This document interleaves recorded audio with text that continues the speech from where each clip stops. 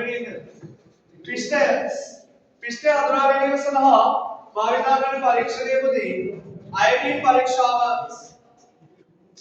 භාවිතා වන ප්‍රතිකාරකය පුදේ පිෂ්ඨය හඳුනා ගැනීමට භාවිතා වන ප්‍රතිකාරකය අයඩින් ප්‍රතිකාරකය අයඩින් රීජන්ට් එක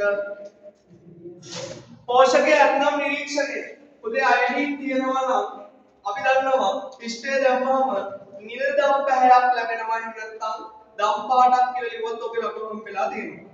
නිල් දම් පැහැයක් එහෙම නැත්නම් දම් පාටක් ලියගන්න.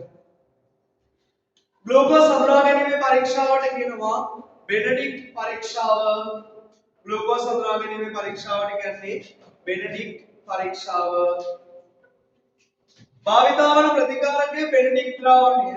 ඔයාලා දන්නවා බෙනඩික්ට් දැම්මම වර්ණ විපර්යාස ටික පිළිවෙලින් මතකයි නේද? බෙනඩික්ට් දාලා ඉස්සෙල්ලාම අපි රත් කරනවා. රත් කරනකොට නිල් කොළ කහ තැඹිලි ගඩොල් රතු අවක්ෂේපය ලැබෙනවා. ගඩොල් රතු අවක්ෂේපය ලැබෙනවා. නිල් කොළ කහ තැඹිලි ගඩොල් රතු අවක්ෂේපය ලැබෙනවා. බයෝරේට් පරීක්ෂාව ගන්න කොහොමද?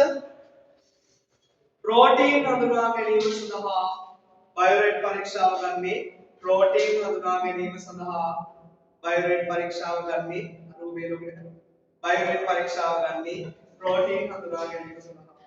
ඒකට ගන්නවා සෝඩියම් හයිඩ්‍රොක්සයිඩ් කොපර් සල්ෆේට්. උදේ දැම්මම නිරීක්ෂණය මොකක්ද ඒකේ? නෑ නිල් දම් එහෙම නැත්නම් දම් පැහැයක්. හරි. නිල් දම් එහෙම නැත්නම් දම් පැහැයක්. හරි. රෝබේ දක්වා ඇති අත්‍යවශ්‍ය ජෛව අණුවක දැනුම් ඒකකයයි. ඔය තියෙන දැනුම් ඒකකය මොකක්ද? ඔය දැනුම් ඒකකය නියුක්ලියෝටයිඩය. මේ වගේ ව්‍යුහයක් නෙදී. මේ වගේ ව්‍යුහයක්. මේක මොකක්ද? මේ මොකක්ද? ફોස්ફેટ කාණ්ඩය.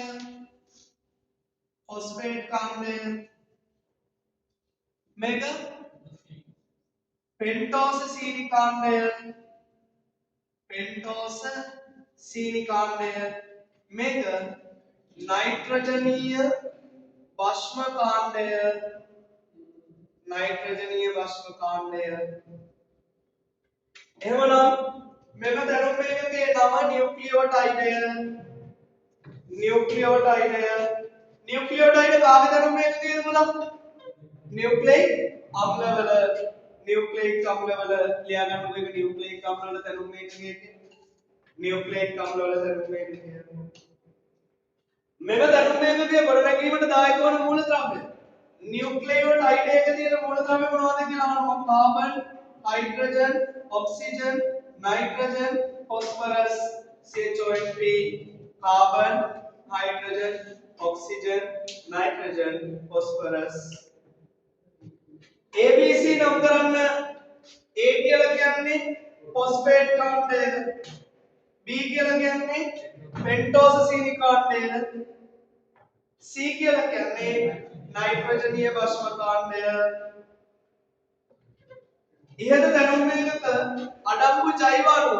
පුදී මේ දැනුම් ඒකකයේ තියෙන ජෛව අණුව කවුද? නියුක්ලියික් අම්ල. මේ නියුක්ලියෝටයිඩ දැනුම් ඒකකයේ වෙච්ච ජෛව අණුව තමයි පුදී නියුක්ලියික් අම්ල. ඔයාගෙන් අහන්නේ නියුක්ලියික් අම්ල වල කාර්යය. මොනවද නියුක්ලියික් අම්ල වල කාර්යය? කියන්නේ නියුක්ලියික් අම්ල වල කාර්යය ප්‍රවේණික තොරතුරු ගබඩා කිරීම. ප්‍රවේණික තොරතුරු පරම්පරාවෙන් පරම්පරාවට සම්ප්‍රේෂණය. ප්‍රවේණික තොරතුරු ගබඩා කිරීම. ප්‍රවේණික තොරතුරු පරම්පරාවෙන් පරම්පරාවට සම්ප්‍රේෂණය.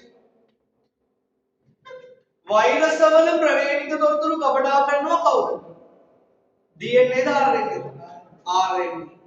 වෛරස් වල ප්‍රවේණික තොරතුරු ගබඩා කිරීම RNA. protein translation RNA. protein translation RNA. එම ජෛව අණු ප්‍රධාන ආකාර දෙකයි. පුතේ නියුක්ලියික් අම්ල ප්‍රධාන ආකාර දෙකකට බෙදෙනවා.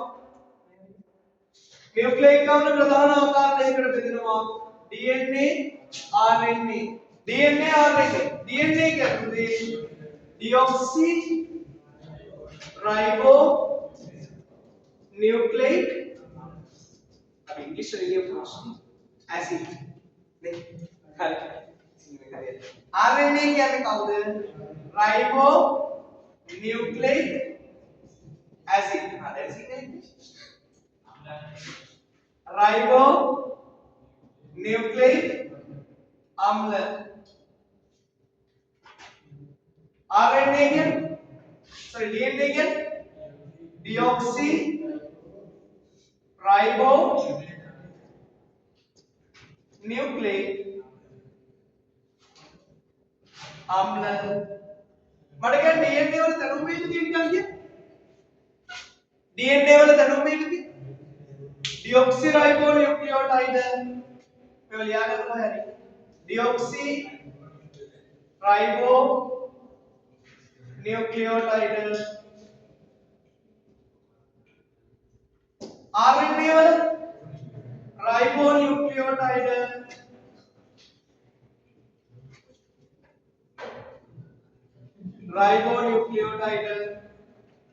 राइबोन्यूक्लियोटाइड එනන්ටි එම ජෛවණු ප්‍රධාන ආකාර දෙකයි ඒ ප්‍රශ්නේදී පුතේ ඔයා DNA RNA කියලා ලිව්වා ඩිऑक्सी राइबोन्यूक्लिक අම්ල राइबोन्यूक्लिक අම්ල කියලා ලිව්වා විදි දෙකෙන් කොහොම ලිව්වත් ලකුණක් වෙන්න එහෙනම් මතක තියාගන්න DNA RNA එහෙම නැත්නම් ඩිऑक्सी राइबोन्यूक्लिक අම්ල එහෙම නැත්නම් राइबोन्यूक्लिक අම්ල ඔය ආකාර දෙකෙන් මොන විදිහට ලිව්වත් ලකුණක්